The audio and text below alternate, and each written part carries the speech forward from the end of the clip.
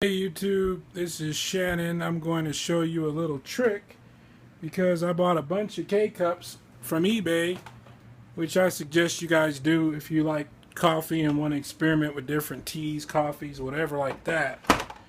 But anyway, I bought a ton of these and I was all stoked, ready to try some new coffee and tea, whatever. Plugged in my Keurig and turned it on anyway. And it gave me an error saying that this K-Cup is not compatible or authorized for this machine or whatever you want to call it.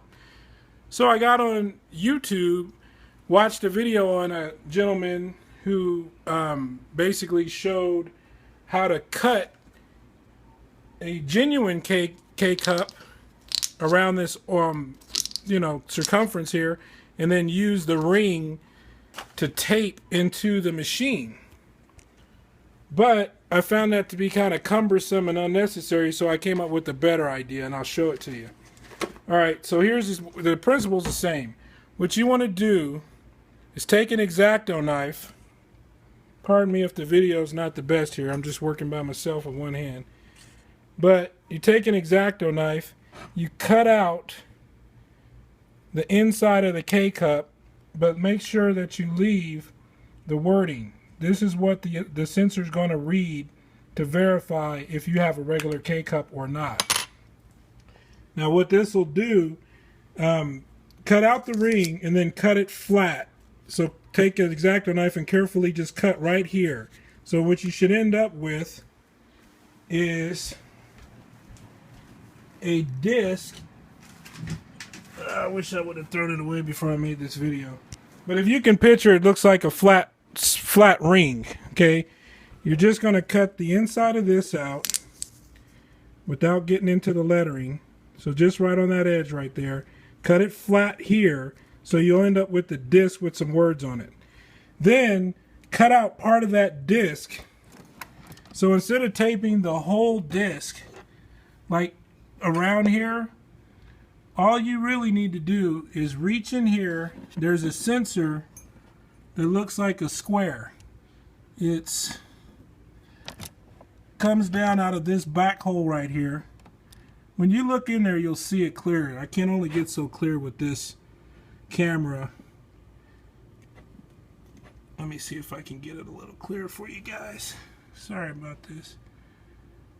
But basically what I did, if you could see that piece of tape, is I cut out just a small section of that circle, just enough to cover the sensor area up here. See, you can see it right there. It kind of fell down. I need to use a better piece of tape. But you cut out a small piece of the circle, and then you tape it onto the sensor. Okay? And then, when you close your Keurig, it'll read it. See? And right now it thinks that I have a Keurig K-Cup in there, even though, as you can clearly see, I don't. So that's how you do it. And then plus you can actually get it to brew hot water for you without needing to babysit the machine and hold the button down. So hopefully that's clear enough to you guys.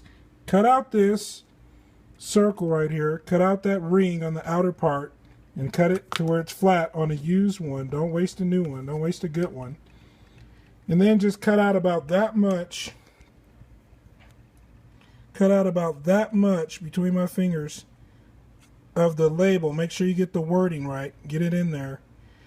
And then take that little sliver, stick a piece of tape below it, like a nice thick piece of clear tape, and then take some tweezers, if you will, or your fingers if you got the dexterity and the patience, and stick it up onto that sensor. When you look under here, you will see the sensor. It's located right up in here, and it looks like, little lenses. You'll see it.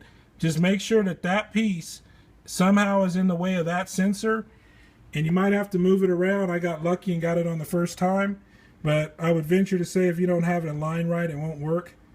So just make sure it sees that, and then you'll be able to put whatever cup you want in there, because it'll always think that it's a legitimate K-Cup, and also brew as much hot water as your cup will hold without, you can brew 8 to 12 ounces or 10 ounces or whatever without holding it.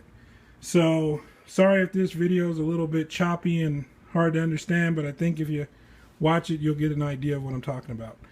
So once again, this is Shannon, technician extraordinaire, signing off. Good luck and happy brewing. Bye-bye.